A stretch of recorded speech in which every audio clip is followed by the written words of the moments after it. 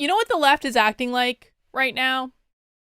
They're acting like kids that have always gotten that participation trophy, that have always won, and they didn't know how to handle the loss 4 years ago, so they kept complaining about the loss and venting about how they were cheated and making up all the reasons for why they were cheated for years and years and years and years and years. And today they feel like they have this win and they're out in the street and they're dancing, and this is in front of the White House right this second, and they're acting like sore winners. They're acting like sore winners. You know, when back in the day when I was a kid, and they put us, and I'm older, right? So I actually came into kids sports before the participation trophies. Like right before, I squeaked right in there. I did not get I don't even actually think I've ever won a trophy. So I never got a participation trophy growing up. And one of the things they taught you when I was a kid was that whether you win or lose, you shake the other side's hand and you say congratulations, and then you go out and you have a hot dog and an ice cream, and either way, and like, life freaking goes on. It goes on. If you win, you celebrate the win, you feel good about it. If you lose, well, you go to practice the next day and you try to get a little bit better so that you can win next time. And someone never taught the left this lesson. I think it's so fascinating right now to see the reactions of people who, by the way, it actually hasn't been decided yet, P.S. We don't know. I mean, I think this is the third video I've made on this topic, but I'll reiterate it again because not everyone watches all my videos. We don't know what's going to happen. Joe Biden may, in fact, pull it out. Donald Trump may get the court challenges that he's looking for. Who knows? Like, I am not going to really put my eggs in either basket because I don't really care at this point. I think at this point, either way it goes, it's like we're going to be setting in for another 4 years of one side saying that the president is illegitimate, and it doesn't matter if it's Biden and it doesn't matter if it's Trump. Either side can make the argument. So I'm not talking about that. But, you know, what I see happening on the left right now is just this attitude of like being sore winners, and not only being sore winners, but actively trying to seek retribution on the people that they disagree with. I mean, we've got these tweets that came out. This one from AOC yesterday. Is anyone archiving these Trump sycophants for when they try to downplay or deny their complicity in the future? I foresee a decent probability of many deleted tweets, writings, photos in the future. Not from me, AOC, I'll tell you that right now. I have absolutely no problem defending every single thing I've said. That wasn't the only tweet, though. We also had this one, this Trump accountability project that's come up where, you know, Michael Simon is one of the people. They also have a former Buttigieg staffer. These people actively making lists of their political enemies. Actively making lists, as though that isn't something that is like right out of like the Soviet Union when they were making lists of the people to send to the gulags. And, you know, I have this tweet up from Ian Miles Chung. They don't want Trump defeated.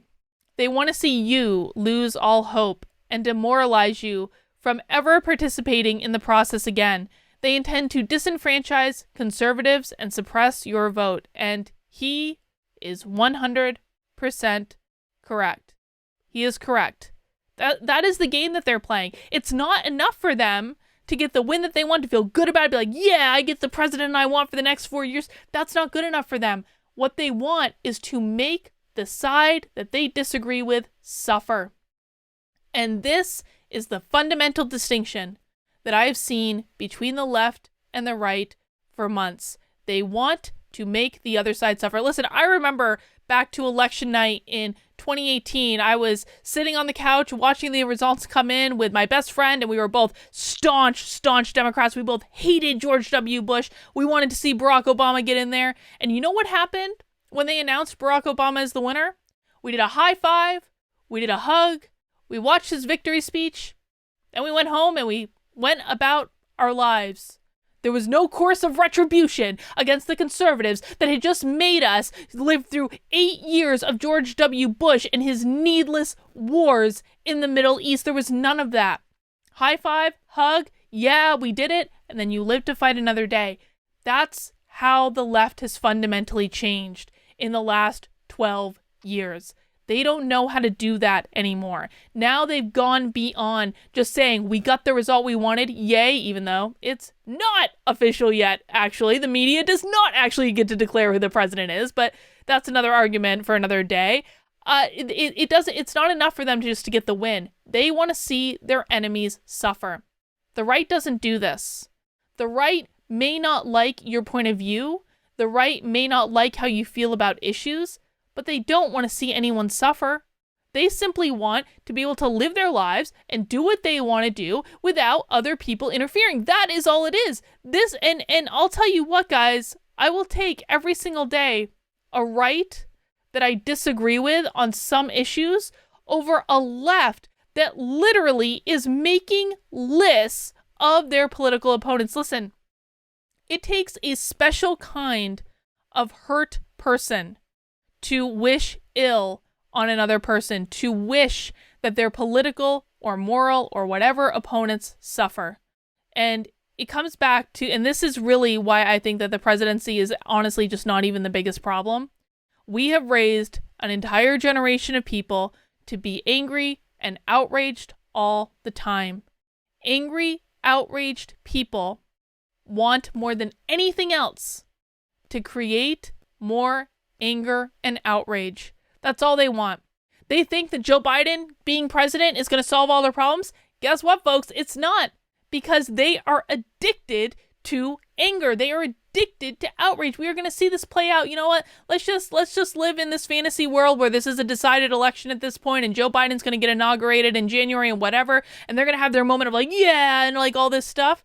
Guess what's going to happen? And it's going to be, mark my words, this is going to happen about a week or two after the inauguration, is someone is going to start creating problems again. They're going to start creating problems where none existed before in order to have something to be angry and outraged about, because this is how it plays out every single time.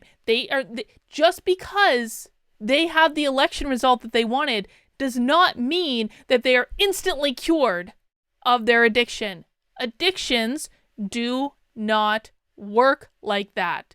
And so it's going to have to be directed somewhere. The anger and the outrage is going to have to be directed somewhere, because it's not enough for them to win. Now they want other people to suffer alongside of them because they're holding on to anger and outrage that they are suffering themselves. And it is not about the presidency. It is about their perception of the world. I have always said that this addiction to anger, this addiction to outrage, is a much bigger problem than I even know how to fix right now, because it's so widespread. It's everywhere. So for all those people who voted for Biden because you thought that you were throwing the left a bone, that they would just stop the looting and stop the rioting and stop the protests and stop going into the suburbs and stop waving lights in people's houses and play, like, if you thought that a Biden presidency was going to fix this for you, I hate to break it to you, you might get a little break, but it's not going to last forever, because the addict will always need their fix. The problem that we need to solve has nothing to do with who's president. It doesn't even have anything to do with the policies. It has to do with how do we wean the American public off of this addiction to outrage. And guess what, folks? The media ain't stopping with outrage journalism anytime soon. The media under Donald Trump saw their highest ratings ever, made more money than ever. They're not going to stop this anytime soon. So it's just going to keep feeding it. And they're going to have to go somewhere else to get it. And this is the biggest worry that I have for our country, is that this is the thing that we're not going to be able to grapple with. And I don't know the answer to it. I don't. It's something I've thought a lot about. I've thought about writing a book about this, about the implications of this, of how this is going to play out over, the next several years or decades and all this stuff. I'm probably not going to write that book first. I have another book in mind I'm going to write first now that I have a life again. But this is the biggest problem that I foresee. And so if you have thoughts about this, I would love to hear them. If you have thoughts that how to solve this problem, or even just how to, you know, chip away at it, because it's not going to be solved overnight. You know what it is? It's like gaining weight, and then all of a sudden you decide, oh, I want to lose the weight. Well, you can't lose the weight overnight. You have to lose the weight gradually. Otherwise, you're not really healthy and you're just going to get in all this stuff. And it's the same thing with this. We cannot just wave a magic wand and say, you're not going to be addicted to outrage anymore. We're seeing it right now. They want their political enemies to suffer because that's going to feed this addiction that they have. They want to be angry. They need to direct it somewhere. Lord help us, honestly. But if you have any thoughts on this, I would honestly love to hear them. Leave a comment. Let me know what you think. If you enjoyed this video, I'm getting back in a groove of doing daily content around issues relating to news, culture, all this social justice nonsense that's going on. I'm going to be putting a lot more structure around my channel in the coming weeks. I'm going to be doing lots of cool stuff. I'm really excited about it. So please consider hitting subscribe, that little red button right down there below. Come along on this ride for me. I really appreciate it. That's all I've got for right now. I'll see you soon.